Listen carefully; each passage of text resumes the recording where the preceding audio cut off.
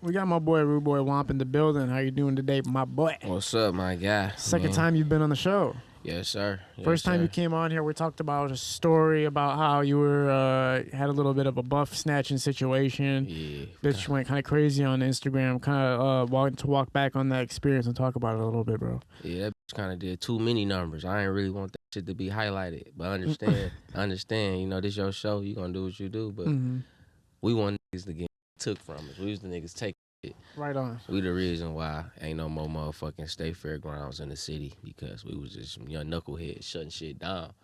30, 40 deep. Even, what's my man from the radio station? The Bushman. He had to, Dexter niggas don't come to the fireworks. Please don't come shut this bitch down. We was that terrible. But yeah, that was just one incident on the last episode that I talked about. Wait, so when you guys were shutting stuff down, it's just like kind of reckless youngster stuff, or like how was it being looked at that time for yourself? Yeah, we was you know, we was from the ghetto. Shit, we was looking for a way out. We was 14, 15, and shit, the quickest way out is shit, a $1,500 or $2,000 pair of glasses just to snatch off a nigga face. That shit was easy. Yeah. So we was doing that, tearing niggas up, robbing the whole city, young as hell, and shit. One thing led to another. A couple gunshots let off at the state fairgrounds. The last year they had it there on Woodward. And yeah, they just moved that shit out the city far as the, what was that called? It wasn't the fireworks. It was Summer Jams. Yeah, they moved that shit out the city after that. Damn. Yeah, we was tearing shit up. Damn, that's fucking crazy. I'm gonna do a quick mic adjustment before we keep going. Nick, I think you have to. Now, I like kind of like how you said that, you know, 14, 15-year-olds, and you guys are trying to find a way out. And some people will never understand that unless you're from where you're from, right? Yeah, definitely. You won't understand the struggle. Some people was gay shit their whole life. We really had to get out there and earn, you feel me? Yeah. Everybody was selling weed, you know? Everybody was selling crack once upon a time. But like I said, the easiest way to a band, catch a nigga lacking, take a nigga shit, and go cash in. And that's what we was on. We started that shit. People in the suburb areas and people outside of, you know, kind of like, I guess you can call it ghettos, right? To some degree. And living in the hood and stuff like that. They don't understand that perspective because for them, they just look at it from the outside and like, why are you doing that? Why don't you get a job? Why don't you do something else to make your money? And kind of walk people through why that's not the case and it's not as easy as it sounds. But that's the thing with people, period. No matter what race, motherfuckers always quick to point the finger and not look at what provoked the person to do whatever the fuck they did. Like I was always been a smart little nigga, you feel me? Once upon a time, I wasn't the guy who taking the glasses. I was just putting hands on whoever getting the shit took from him. So I sat back and thought like, shit, what the fuck I'm just gonna be the enforcer for? Let me eat too, you feel me? So, I mean, I understand if a motherfucker from not my walk of life looking in and judging me on doing that, because, you know, they don't understand. It's hard out here. It was hard out here for a young nigga, especially when your mama doing everything she can do to provide. You feel me? You the oldest of three. Your grandma on her last, you know, on her deathbed, she finna die, clock out. You feel me? You need these new, at the time it was what, Zure and Pepe, you need this shit. You feel me? To get by in school. Pelly and all that shit, I was signed. We needed that shit. So, you know, we weren't finna ask mama. Is it a contributing factor, obviously, that... Well, what is a contributing factor to the fact that people have to live like that in Detroit, do you think? What makes it... I don't think you have to. That's just where I grew up at. I grew up seeing, you know, I ain't had no daddy or no uncle. So the dope man was my big homie in my eyes. That's who I wanted to be like. So that's what he did. He rode cardies and rolled rims and drove good, nice cars with, you know, sounds in it. And that's what the fuck I wanted to be. And that was my role model, you feel me? If it wasn't no NBA, after my NBA dreams faded, that's who the fuck I wanted to be like. The dope man, you feel me? The nigga riding past every day, passing out money, you feel me? Looking out for the community. You don't see no bad he do. All you do is see this nigga showing love until one day he get killed or go to jail. Right. That's just the statistics in it, you know? When you look at it in retrospect, you're probably seeing kids nowadays kind of reenact or kind of be doing the same things that you were possibly doing growing up. And when you look at it, do you see a different outlet now, do you look back at the map and go like, oh, if I could have taken that direction instead, or do you feel like it's like just too hard, it's just too much going on to take a different route? Really the guidance. If a nigga had the right guidance, a nigga would have never went that route. But it wasn't no guidance in the home. You feel me? Like I say, I'm the oldest of three. I'm really the daddy of the crib. So I'm making all the motherfucking decisions myself. But yeah, the guidance though. If you had the guidance like me, with my kids, I kick it with them. We had conversations and shit. Like, you know, shit getting too rough, come kick it with me. I don't never want you to feel like you got to get out here and go take from somebody. Bless you, bro. Thank you. Yeah, I hear that. Now talk a little bit about, you know, you guys have the whole Rude Boy. I mean, first of all, this jacket's fucking fire, bro. Appreciate it. When you came up in that jacket from the car, I was like, oh, that's like what? That's thought fucking that bitch was fire. already wet. Yeah, I was like, oh, that's already like I thought it was an established like motherfucking like major brand. So talk about Rude Boy, the Rude Boys brand, man. Yeah, man, I'm big on my fashion in the fashion world. I got my first fashion show coming up. But as far as the drip, I mean, I was always a fresh little nigga. I had a vision on what I wanted to look like and what I wanted to look like on me. And when I got a chance to, you know, put my hand in that field and make my own vision come to life, I did that. And a lot of my niggas ran with it. They was rocking with me, rocking the tees. I'm passing out tees. My first video shoot, you look it up, Pearl White. That bitch got about 15,000 views. Back then, I mean, everybody, the whole hood rocking it. You feel this before a lot of niggas was rapping. I hear a lot of niggas come on your show and be like, I was the first. But really, I was the first nigga to do a lot of shit. And when niggas get to stealing my sauce, man, I just get fed up with that shit. Like, I be having to speak on it. Like the week me and you had our little breakdown, man. It was like I was just losing a lot of real people in my life. And I claim to me, I mean, I put out there I'm a real person. So to not get real in return, that shit just be breaking my heart. You feel me? On some real shit. And I can't hold nobody to the expectations that I hold myself to. So I just, you feel me? I cut a motherfucker off. And before I cut you off, 9 times out of 10, you gonna know why the fuck I cut you off. I'm gonna speak on it. And shit, if you don't give me the proper response back, nigga, we just be beefing or we just ain't no speaking terms. We might be cordial, high and by, but it ain't shit to cut a motherfucker off, man. Cause I just put out real energy. And I expect that shit in return. You feel what I'm saying? Yeah, well, this has to be the most disconnected generation in the history of mankind, right? Facts. Motherfuckers don't know how to talk their problems out. You feel me? You can get on the phone and see what we went wrong at. Motherfuckers rather go pop up, shoot up. I ain't with that. You feel me? I ain't with that shit. I mean, it's a time and a place for that shit. I'm still out here doing what the fuck I do, but I ain't with that first thought, hop off the porch, let's go ride on this nigga shit. You feel what I'm saying? I ain't with that. Yeah. I got way more life to live than jumping off the porch, killing every nigga that make me mad. You feel me? Yeah. But even on the connection standpoint as well as just like people not knowing how to communicate with each other, I think social media has a huge role in that factor. Definitely. And it sucks because if you look back like 10 years, 15 years ago before social media was totally relevant, you just remember always talking to motherfuckers like all the time and like really knowing how somebody felt. Now you don't know how a motherfucker really feels. Yeah, because these motherfuckers lost their social, you feel me, the realness in it. They can type any fucking thought that come to their mind, but saying it, a lot of motherfuckers ain't got the courage to say what they can type. You feel what I'm saying? That's where the world disconnected at with that. Even though I feel like social media, like 50-50, it helped the world and it kind of declined. But you got to be the type of person that know how to negotiate and you feel me, be a good person with that shit and without that shit, man. Because that shit can fuck your head up. It can have you thinking everybody disposable because, you feel me, you can go on that bitch and meet a new girlfriend tomorrow. But the girl that been around with you for 10 years, you feel me, she might make you mad for a day. You get on this bitch and meet a new person, a new woman, and get to talking to her, whatever. She get to talking and get you feeling ways that you forgot you could feel. Yeah. You feel me? So, yeah, that shit just got people thinking people disposable, man, and real motherfuckers is rare. Well, it has to be that way. But, I mean, like, as far as what you're saying, because even they're coming out with studies saying that this is the most cheating that they've ever found in history. Man, it's crazy. The women, I think it's the music, L. The women, dog, they cheaters like a motherfucker. Even though they've been cheating, but they ain't been this blatantly cheating. Like, like it's crazy, dog. I want to speak on so many situations, but I don't want to throw nobody under the bus. But I got a little homie, just went to homecoming. I got a little homie, he just went to homecoming.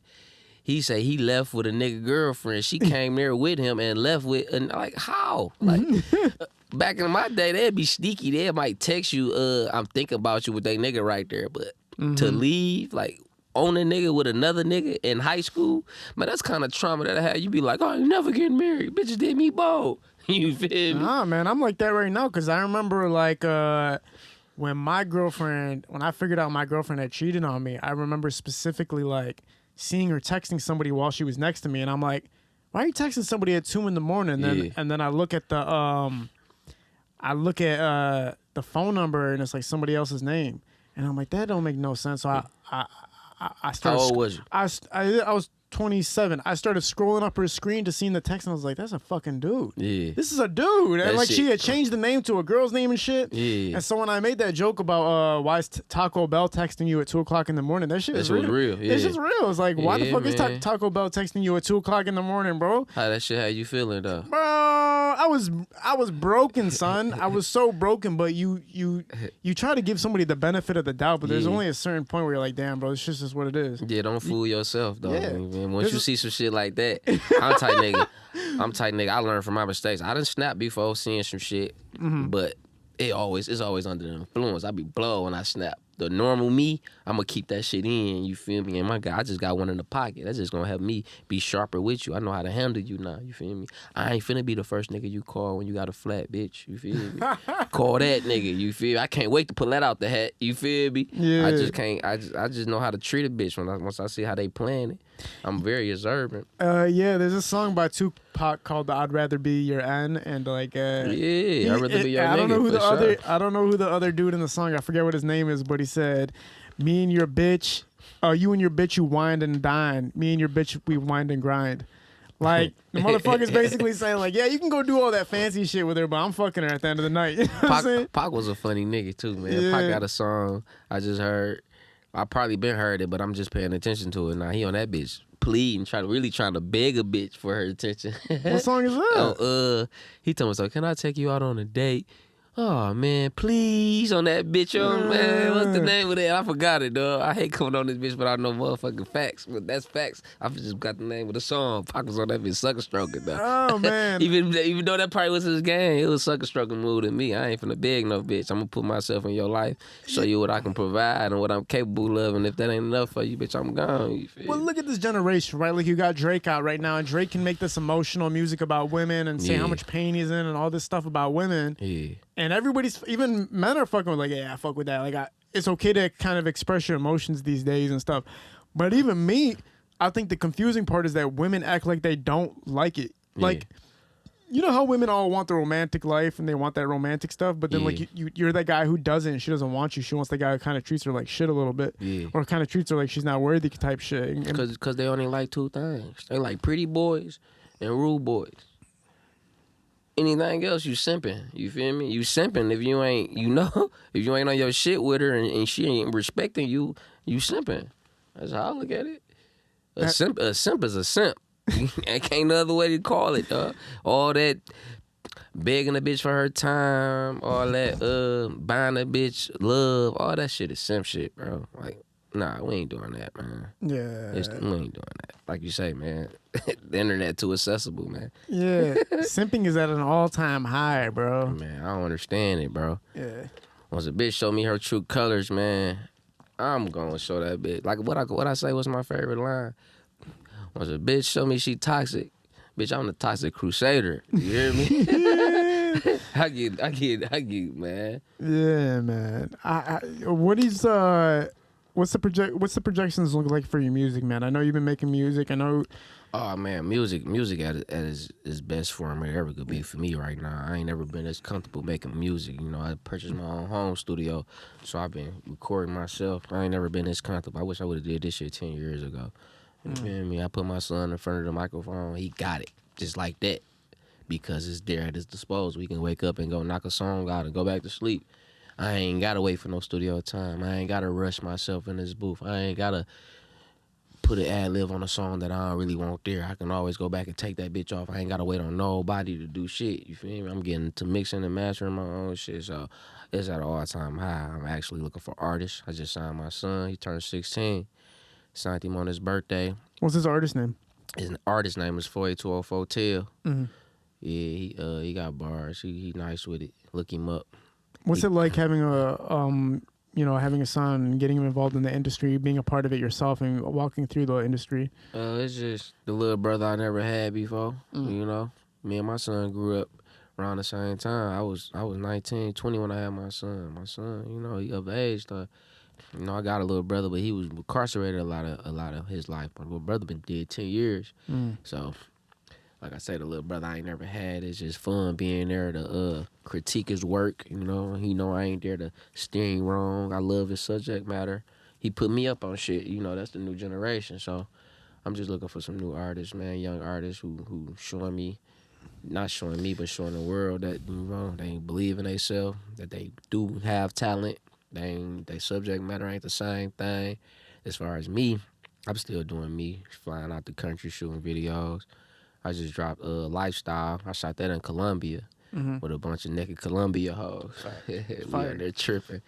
I just shot my son video out the country who was in Bahamas. He shot 2 videos out there. I'm even shooting videos now with my camera, Yeah, I'm moving, man. Music is just everything. I can't sleep until I make something happen to this generation and this world of people know that I was here before, That's why I'm doing merch, because this shit gonna be around forever, My kids gonna be like, granddaddy was that nigga, you feel me? And that's the thing. Like, when you grow up around a lot of motherfuckers, y'all look at each other like bro, and I'm at a different level now. Like, I don't like, man, give me all my motherfucking flowers. Don't just keep me at no level I ain't. You feel me? Nigga wanna just say, you the most consistent out of all of us. Like, fuck that. Like, most consistent to me mean I just got the most money to spend on this shit. Fuck that. I'm way more better than just consistency. I'm the better artist. I'm the better this, that, and the third. But I don't like bragging on myself. I'd rather for my peoples to do that. And when your peoples ain't bigging you up, it's kind of like, all right, fuck it. I got to get on my cocky shit to let y'all niggas know who the fuck I am. I got to speak on this shit. Like, I'm the first nigga from our way, nigga, to go out the country, shoot multiple videos, nigga. I'm the first nigga in the hood shooting videos, nigga. I'm the first nigga in the hood doing this, that, and the third. So, clothes and all that shit. So, just give me my motherfucking flowers. I was just talking with some people before you got in here. It was a group itself, and they were talking about how whoever at that time was the one leading, that was the leading role, the person who was the bag at the moment, that everybody pushed the bag and supported the bag. Yeah, man. And so do you feel like you were in that position where you were the bag and you just didn't get pushed the way you should have been pushed? I've been in so many positions. I've been in a position where I know I'm the best artist, right? But my man is really, really fucking with this shit to where he putting his all into it, like every dollar he make. I ain't doing that right now. My money got to go towards other shit. So let me fall back on my rep and push my man. Let me be there. Let me be his wingman. Even though I know in my heart I'm the better artist. But fuck it. I'm big enough to put my pride to the side, nigga. Yeah, I'm with you. Let's do it. You feel me? I don't think a lot of niggas cut like that. Like, niggas don't know how to play positions. Niggas don't know how to be a chief. Niggas don't know how to be Indians. Niggas don't even know how to be themselves. It's just be fucked up, man. And when you try to spit game or cause I'm older, I ain't no young nigga. So when I try to put that shit onto my niggas and niggas don't take heed to that shit, that shit just, I'll be like, I don't be trying to having time to teach no grown ass man how to be real and how to be an artist or how to be separate yourself from thugging from the internet. Like, we don't need to do that shit. We already the niggas know about us. Yeah. Bro, let's get some money off this shit. Let's do some artistry shit. Let's do some real ill seeing around this bitch. It's interesting because I feel like in this era, people don't believe like they used to believe, but this is now the most time that you should believe that somebody can achieve something. Man. But people don't want to, like, you know how they say, you got to be the Indian sometime and push the chief up? Well, some people don't believe that that's ever going to happen, that chief is going to make it anywhere, so they don't support it. If they knew that the bag was at the end of the rainbow, at the end of the rainbow, like, oh yeah, we're going to make it, they might do it, but they just don't even believe it's going to get to that point. Man, I got a famous line I say on the beginning of the song. I say, when success don't come quick, niggas start losing faith. And that's just what it be, man. Niggas get to losing faith. And they can know you that nigga. They can know all you need is a repost from the right person. And they can still lose faith. And that be the niggas that get left behind. You feel me? Like, man, we gotta push each other, bro. Like, ain't nobody gonna do this shit for us. Right now is the time. Right now, we all in our prime. We in between 17. That's all my niggas is in between 17, 18, and 37. We in our prime, man. You feel me? The way I got this shit structured in my head, I want every nigga to have a month to themselves. You feel me? Where we all get behind the artist. Whoever stepping up saying they got this month, we all get behind that one artist and we focus mainly on that artist. Yeah. He don't do what he need to do, next artist up type shit. Yeah. I get to talking like that, motherfuckers get to going deaf and shit. So that's why I be just keeping a lot of my thoughts to myself and building my shit in my head mentally, putting my money to the side. Cause the nigga ain't gonna move without no money. You know, money talks. Money make a lot of niggas move. And I be trying to put in my son's head like, bro, fuck the money right now. You been seeing money, having money. I've been having money my whole life, your whole life. Fuck the money right now, nigga. Really have a passion for this shit. Really learn the art of this shit. Like, really know how to switch your subject matter. You feel me? I be on that. Man, kind of like a management role, obviously, Yeah, like and really important. definitely. You have to adjust that mic a little bit, Whomp. I could say about myself that I put myself in a position now where a lot of people are reaching out to me, and I don't ever remember them fucking being there. And it's like the most shocking feeling because you're just like, bro, come on, man. Even when I wasn't there for somebody, me, L as a person, even when I wasn't there for somebody and they blew up, I'm not going to act like I'm going to hit you up. Yeah. I'm not going to hit you up because I know I wasn't there for you when I should have been there for you. And there's been countless artists that I seen growing and I could have helped them and I didn't help them. And when they blew up, I'm not going to reach out to you because I know I wasn't there for you. Yeah. But then I had people who were never there for me and they see what I'm accomplishing and now they want to hit me up and it's like, come on, man. Yeah. Even I have respect for myself and respect for that person to know I don't have any right to hit you up right now. Yeah. I don't have any right to hit you up, bro. I wasn't there for you. That's just respecting, you feel me, life. Like, you can't just jump on a nigga boat once it get to going. Yeah. You got to start from the beginning. That's how I be with it too. I'm the same way. Like, but that sucks for you though, because you were in a position where it's like, yo, just trust me, move me the bag, and people just weren't there. Yeah, for sure. My man had a bag, and he ain't passed me that bitch. I feel like he fumbled. You feel me? We was around some shit, man. I ain't gonna lie. I don't want to speak too, because I'm still going with my shit. But we was around some niggas that could have. You feel me? All they had to do was hear some talent, and I kind of just chilled, like. You know, and let that nigga do his thing, but you know, I just learned a lot from it. I know how to be in a room with a bunch of millionaire niggas and not feel like I ain't shit. Yeah, I'm that nigga too. I can sit back, be 100,000 there and be cool with it. You feel me? Because I know, nigga, my motherfucking vision is just way bigger than this shit. Talk about a milestone you feel like in your artistry that you feel like was a moment that stands out to you. You say a month? No, talk about a milestone, like or your moment that stands out to you most in your career and your artistry. Shit, I'm still living in the moment. It'd be hard to take myself out of my body and watch me.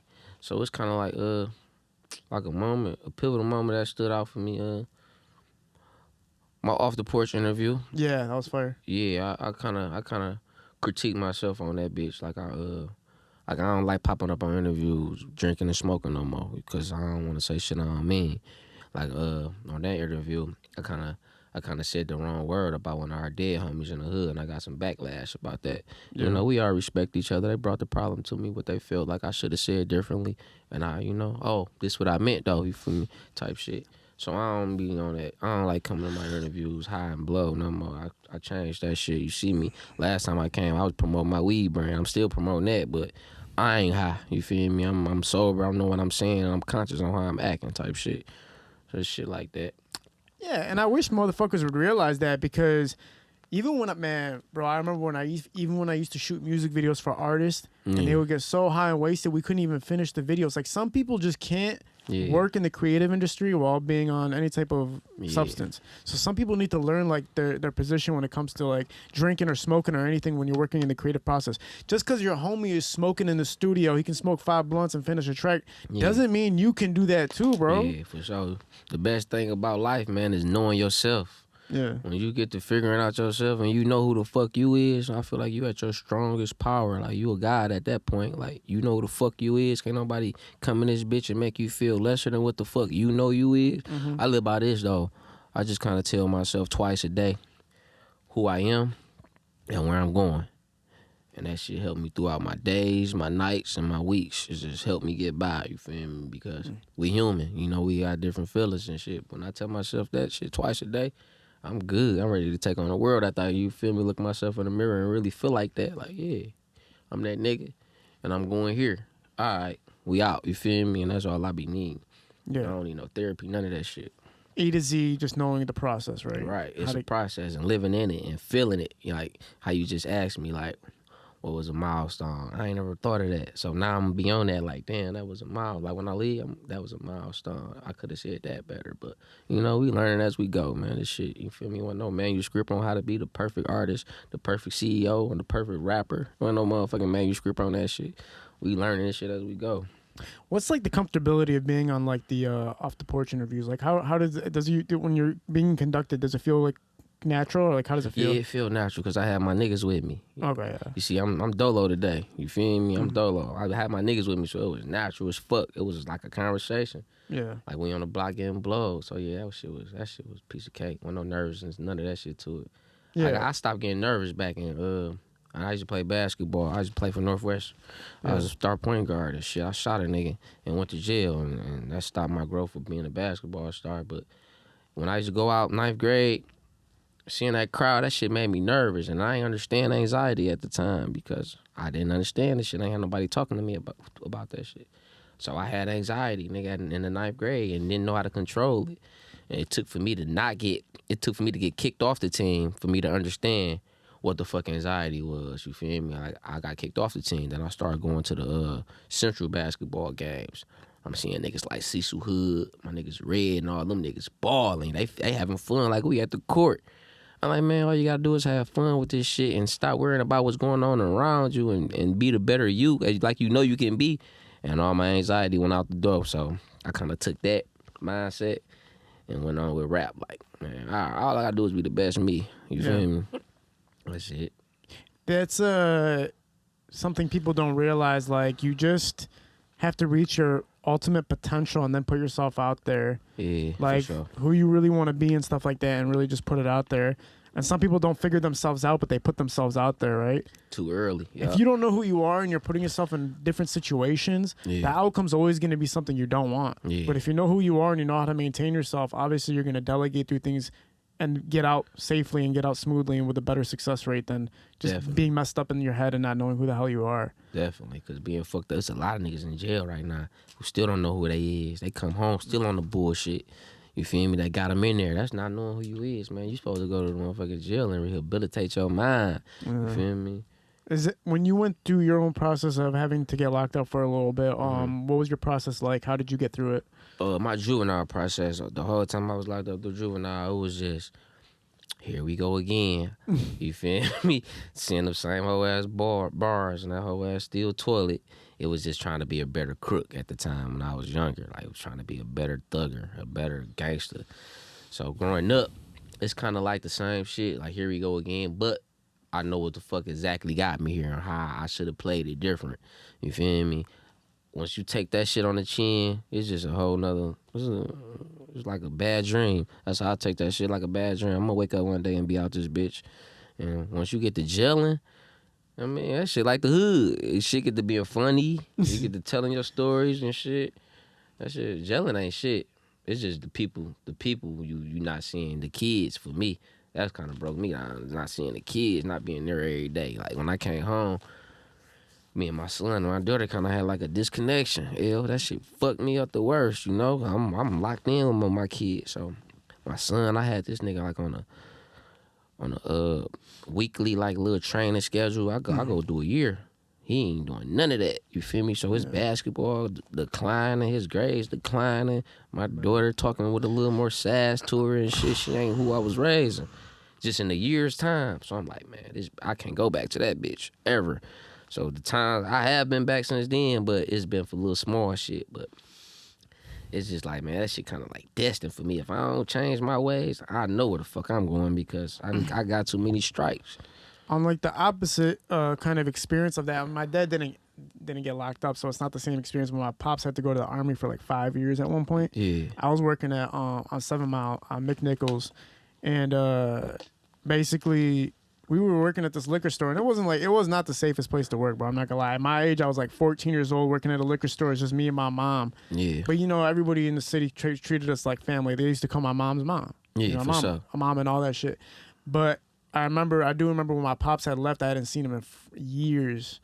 And all I remember is like being scared at work all the time. And then like getting phone calls from him to just check up real quick. But I remember when he came back, there was a disconnect where it's like, damn, who the hell are you? Yeah. Like, I don't know who you are. Yeah. And then it's like he didn't know how to like maintain that either. Like he didn't know how to like, yo, this is who I am and it's time for me to be here. So like it must have been really difficult for you to, I understand it, because it's like, how do you don't know that experience either. How do you fix that experience? How do you bring it back? You got to teach yourself. That's it. Because like I said, I'm the oldest. No daddy, no granddaddy, no uncle. So every fucking thing, like from the smallest shit, like nigga, I was 9 years old thinking next year I'm gonna be grown because I got double digits in my age. Like have to teach myself that kind of shit. So when it comes to teaching my kids on who I am now and who they is, that should be easy because I'm playing like I'm taking myself out of my body now. You feel me? I'm seeing how shit playing. I'm not even talking a lot. I'm just listening a lot. And it's just easy just to get in there because I birthed you, little nigga. You can't, you feel me, outthink me. You can't. I've been a kid before, so I know what you're going through in every little instance that you go through. As far as a daughter, though, that shit was hard, man, just to kind of talk. So I just had to kick it with her bird. Like, I need you telling her this, that, and the third because she ain't comfortable with me saying this to her, you know? It's just being a real leader, man. If you ain't no leader, like, how can you be a pops? Or how can you be a mom if you ain't no leader at heart, you know? Yeah. Remember that scene in Bad Boys 2 where the boyfriend comes to the crib and tries to get the daughter and shit? And then oh, yeah. How does that feel as a father when you have to deal with somebody trying to date her or whatever the hell? I want my daughter to date. I want my daughter to have little boyfriends and shit because I don't want my daughter to run around here with no little females. And if she do decide to do that, that's her. You feel me? She's still a human. I'm still going to respect her, but I want my daughter to experience prime with a dude, have a baby with a dude one day, get married. I want her to experience that because that's what the fuck we grew up thinking that was normal, you know? So I want her to have that, for sure. What's the requirements for the boyfriend, man? Where does he have to be in life? I just want the little nigga to have a head on his shoulder. I don't want no knucklehead in my crib. No nigga who gonna, while you gone, breaking my shit. Because I was that little nigga, you feel me? You used to break in your mom's... No, I ain't never did no grind. I ain't never been no grimy little nigga, but if the right nigga came in my ear and was like, hey, bro, you know your girlfriend so-and-so, daddy got 50 racks in that bitch. Put that bug in my ear, I'm going in that bitch with you. You hear me? I ain't never was no grimy little nigga to my females, but shit, it get like that, man. No, not to your females, but if your mom, well, I don't know that situation, but I'm saying like robbing your mom's. Imagine your mom's dating a guy. Man, I tried to rob my mama one time. You tried to rob your mom? It wasn't no stick up shit. Yeah, obviously. It was like I say, man, we was fucked up, man. So I'm going into the 12th grade and shit. I would say a robbery because I was a whole ass nigga about the situation. She gave me, I think it was $500 to pay for my senior trip. I pocket that. I went to go shoot dice. You feel me? I ended up coming up, but shit, you know, you go back to the dice game a day later, you lose that shit. I came up, lost that shit. The day of the trip, she want to drop me off at the school and shit. So I'm like, no, I got to ride to the school. She was already hip, though, because my mama from the streets. I grew up in a weed house. My mama sold weed her whole life. So I go to the school and shit. I pull up. I had the person that's supposed to be dropping me off swing me past the school. Nigga, my mama sitting up there waiting to see if I'm see me hop on this bus. I'm like, bitch. I call her like, I ain't gonna even go. She's like, yeah, nigga, I know you ain't gonna go. You been one gonna go. Nigga, where my motherfucking money at? Yeah. And that shit gone. The streets got it. I was a whole ass nigga one time. I ain't gonna lie. That's like not straight up robbery. That's just like flipping. You tried to flip the money and it didn't work out. I wasn't gonna never, ever mention that shit if she ain't know, though. You feel what I'm saying? So that was some snake ass shit. Nah, man, I remember my mom gave me $300 to get her car fixed one time. And so I took that $300 and I went straight to the casino. And I lost everything on blackjack. I had $50 left on blackjack. But what the fuck made you do that though? You was grown. I was broke. No, I was young. You went to the casino? Yeah, but I got in that bitch. 21? Yeah, I was young. I'm talking about 16, 17. Listen, you a grown snake. Yeah, but listen, I wasn't. But I thought I could flip her money. I just thought I could do it. So I took my mom's $300 to the casino when I was supposed to be fixing her car. Yeah. And I got in there and I lost everything up to $50. So I was thinking she's gonna kill me, bro. What's your scheme with blackjack though? I didn't have nothing. I just thought I could do it. Yeah, I just thought it was like the internet where you could play and you win. You owe some bullshit. So the dealer took me for everything, but there was this dude there, and I don't remember why. He's like, "Yo, it's my birthday." I'm like, "Okay, I don't care." Yeah. He's like, "Give me something for my birthday." I was like, "Nah." Yeah. I was like, I told him my situation. He's like, "Give me your $50, bro." Yeah. I don't know why. I was like, "All right, here, man." I gave him my $50 in chips. He took it to the blackjack table and won me my money back. Yeah. And I was like, "What? Is God alive? Like, is God here?" Like, that's how you know God real. Yeah. I swear to God, little shit like that, you couldn't go back into your front of your mama like I went to the casino and lost your fucking money. Yeah. You feel me? Some bullshit happened to me in Vegas, man. I don't really like telling this story, but fuck it, we on Kid L show. I'm about to put it on the floor. I got robbed by a bitch. How? Man, went out there. I'm on my sobriety at the time. I ain't smoking or drinking. I'm on some other shit. I'm focusing, trying to. I get out there in Vegas and act like I do this shit on the normal, back doing it on the normal. I get blowed, man. My man called some little fifis up to the room. We met him on the strip. He called him up to the room. I'm blowed. I get in the jacuzzi with the hoes. Mind you, it's cold weather here. I got liquor, weed in my system, and I'm in this hot ass water. I pass out, yeah. Cuban on, rollie on, No. Cuban bracelet, frames, money in my pocket. Man, I wake up. The whole fucking room cleaned out. My peoples, they gone. I'm calling my nigga like, man, where the fuck y'all go? What's going on? I'm like, nigga, we tried to get you up and shit. You feel me? I'm like, man, what the fuck my jewelry and shit? Oh no, we put that shit up for you. Man, I get to looking for my jewelry. They tell me where it's at. Man, my Cuban bracelet gone and my money gone out my pocket. I know my niggas ain't stole. I'm like, these hoes dirty, so I hit my nigga up. Bitch, I need 2,500. Bitch, I need 2,500. I don't want to hear nothing, nigga. I need 2,500. These bitches robbed me. Man, I go to the casino, man. I won like 30 racks that night. I'm like, God, real, man. He just taught me a valuable ass lesson. You feel me? Going to sleep around these hoes that I don't really know, man. I passed out, like passed out. Don't remember a thing. Man, did that money equate more to than what you had lost? No, I only had like 7,500 in my pocket. You feel me? I'm saying the jewelry, like it. Oh yeah, no. The Cuban bracelet was probably like 6,000-7,000. They ain't taking nothing but the Cuban bracelet and my money. That's it, 7,500. So you came like, out on top, basically. Yeah, hell yeah, I came. I paid my niggas money back, and I had pocket money, and I had a laughing ass story to tell my niggas when I got back home. Like, man. cause we was just in the Uber. That's fucked up about it. We was just in the Uber. The Uber driver told us like, be careful of the women out here in Vegas, man. They ain't playing no games. You feel me? Like, I guess they pimps got them bitches out here robbing niggas. And yeah. Oh, for sure. In Mexico too. I heard Cancun, like, it's crazy. Like, the women will make it seem like they're in love with you, and then all of a sudden there's like 10 dudes outside of your door by the time they get to your crib. But I remember this girl told me one time, I was telling her I'm about to go hang out with this girl, and I told her the description of the girl I was gonna go hang out with, and my friend, she's like, don't trust girls like that. I'm like, I'm going to this girl's crib, trust me. Yeah. She's like, when you get there, keep your wallet in your car. Yeah. I didn't do that. I woke up.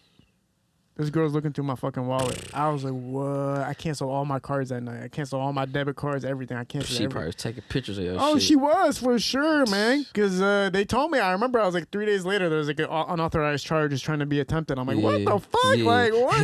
That's crazy, that. That's crazy, that. Because the hoes is the ones who committing the fraud, man. The females is the ones who really frauders out here. Them bitches smart, because bitches always been smart in school. They was smart. Now they putting this shit illegal? Nah, man. I know bitches got houses and everything in somebody else's name, living La Vida Loca. You hear me? They living it up under the, man. Better get you a scam, bitch. Because, man, women are so convincing. Like, obviously, you're trying to hit whatever you're trying to do. Back to what I was saying, niggas is simps. Yeah, facts. I was a simp that night, thinking shit was sweet. Went to sleep around some hoes that ain't from the D, and thinking I'm good. Bitches took me up top, but another similar situation almost happened like that when I was out the country. Yeah. Like, a couple niggas I was with, they was scared to hop out with their jury on and shit, man. I'm from the D, dog. Like, nigga, ain't shit more treacherous than what the fuck I done seen. So these niggas out here don't scare me. Even though they fucked up and in poverty and everything, that shit just still don't scare me. Like, I got a sixth sense to when I'm being in danger. So anyway, we shoot a video in the Dominican Republic. It's called Trenches. You can look that up on YouTube. That bitch got like 60,000 views. But yeah, we shooting a video out there. And there's a nigga in front of me. I ain't gonna lie, L. I had a motherfucking epiphany that the nigga swung the sword that he was holding and he chopped my head off. Damn. Just like about an hour into shooting, I saw the shit happen. But it ain't happen for real. But I'm seeing it happen. I go tap the cause I did pay the don't go out there thinking you ain't gotta pay your way around that bitch when you going out of town, out the country and trying to do shit on their land. I did pay the police department to come on and watch this area while I'm shooting my shit. Like I say, I'm worth damn near 50, 60,000. The jury I got on, so I need somebody, you feel me, surveillance this motherfucking area real quick. But anyway, we do that. We shoot the video after the shit happened in my head. I'm sweating and shit. After the end of the video shoot, like, man, I just saw this shit happen. You feel me? I go talk to the colonel and shit. He like, no, I put him over there for your protection. I'm like, man, I didn't know what the fuck he was doing with that big ass sword in front of me. You feel me? I know I'm down this bitch with no weapons because you know you ain't getting through customs with no weapons. And the translator guy I do got down there out the country in Dominican Republic, my man Vic. If you see this, what up, Vic? You know, he got a couple tools. We done bought him and shit to hold us down, but he ain't had none of that shit on us. So we bought that shit afterwards. Yeah. So anyway, long story short, they sent some girls with us afterwards to finish shooting the rest of the video to the room. I get blowed again. I'm asleep. So happen I just wake up. I see two like they look like they from Detroit, gutter looking ass bitches. Two Detroit looking ass gutter east side looking bitches. No disrespect to the east side, but gutter looking ass bitches. Man, I kind of, you know, my eyes are already low, so when I wake up, I don't never just open my eyes because I can't take all that light getting in my eyes. So they already low. I wake up, I see these bitches whispering in their language. They speak French over there, or Spanish, one of them. They whispering in their language like, this had already happened to me in Vegas. I hop up, bitch, y'all better. I went up tripping like, bitch, y'all better get the fuck from over me whispering. I don't know what the fuck y'all saying. But yeah, I never let that shit happen. That bitch would never rob me. They were pawing on you? Huh? I think they was, man. I don't understand French and Spanish, but I think they was. Like, why they whispering? You feel me? You know what it look like when a motherfucker trying to do something dirty to you. Plus, you feel me? You think I'm asleep. I'm looking like it look like I'm asleep right now. My eyes wide the fuck open. You feel me? They... All right, man, you got to be careful. Even when I go get massages and stuff, I put my wallet under my car key so that like if they try to take my wallet, I hear that bitch shake.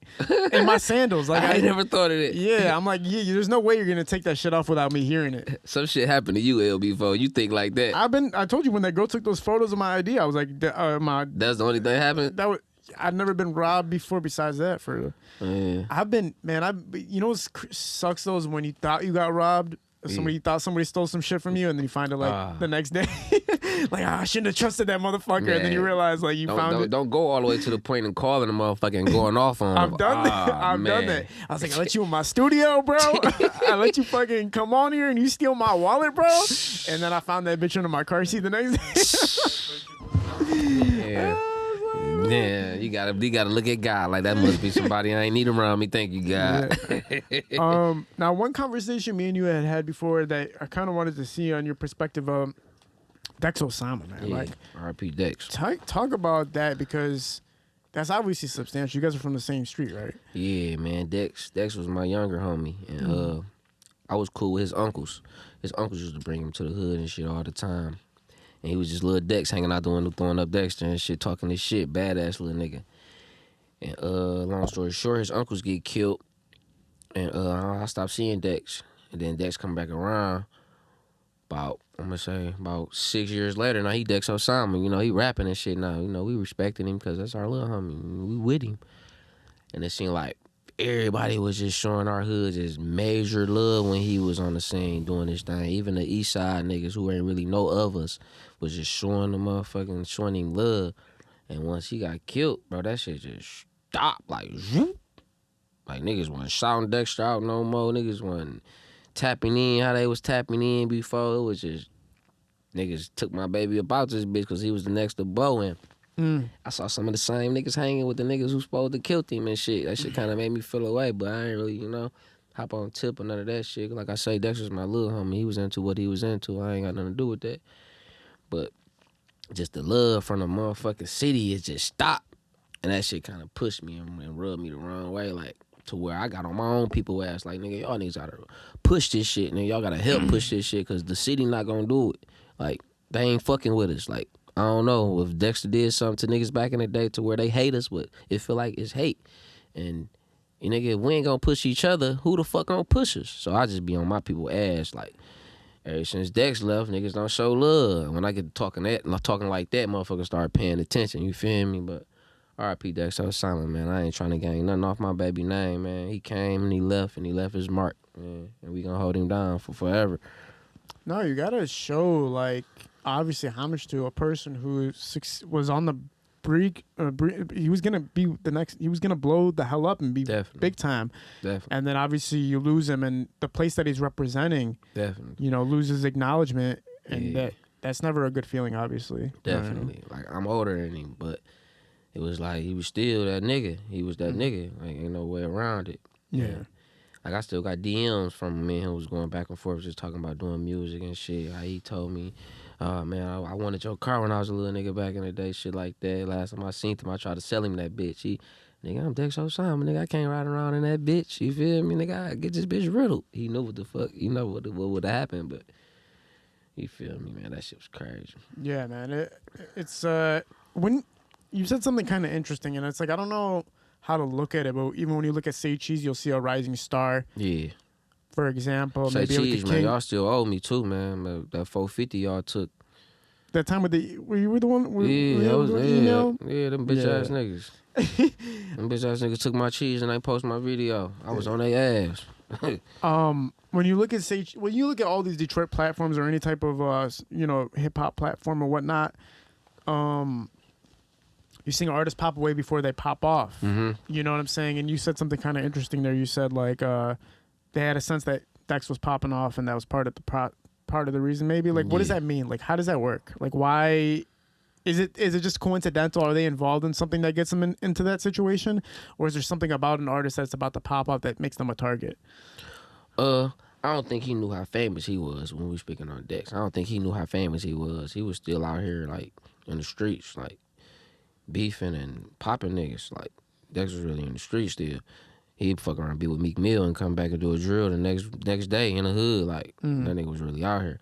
But he was just too young to even know, like, nigga, I can motherfucking make a lot of people rich if I keep going with this shit, So, I don't just say he was targeted, because he did shit to a lot of people too, so I'm hearing. Allegedly. He did shit to a lot of people too, so, feel me? What goes around comes around. Ain't no stopping that type shit.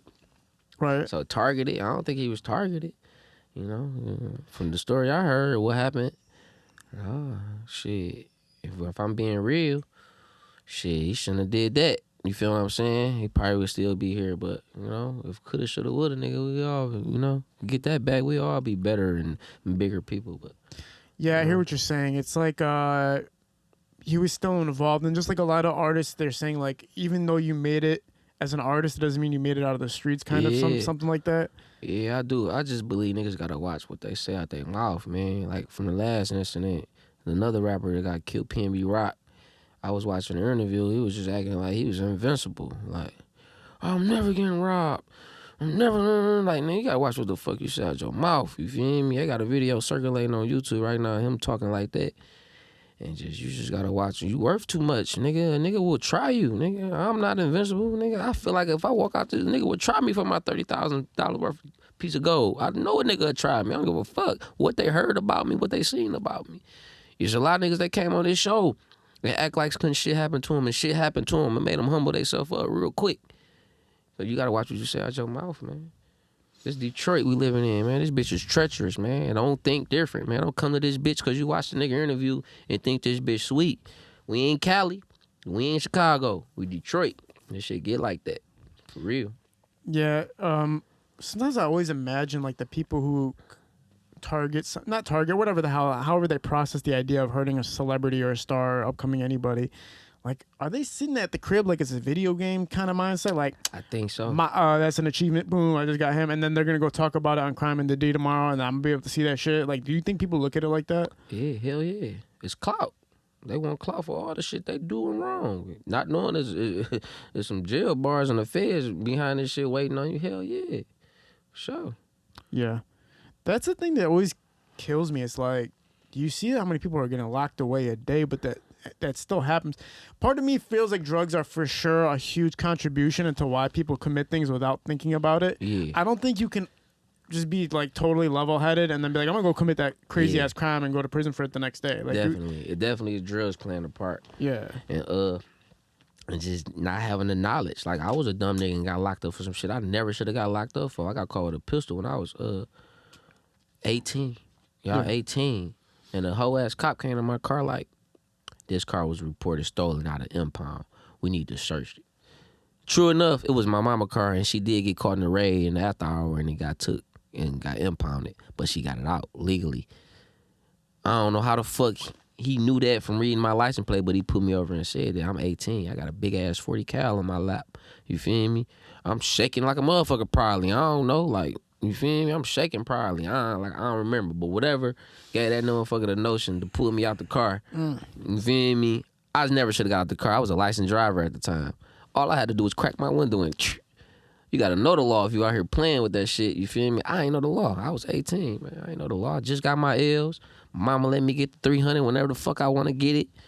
I'm pushing that bitch, and I'm in the hood. I was about to blow a nigga for real. I'm glad I got caught with that bitch. Damn. I was about to blow a nigga. I swear to God. When I caught dog, he was gonna get it. But that's God. You feel me? It was more to me. I ain't had no kids yet. Yeah. You feel me? So, I remember the one time I got arrested. Well, I got arrested 3 times in my life, but the time I got arrested in Detroit, I was in like the red zone. Red zone, you know, it's 2 red zones, east side, west side. I was on the east side. Okay. Yeah, 7 Mile. Yeah, exactly. Okay.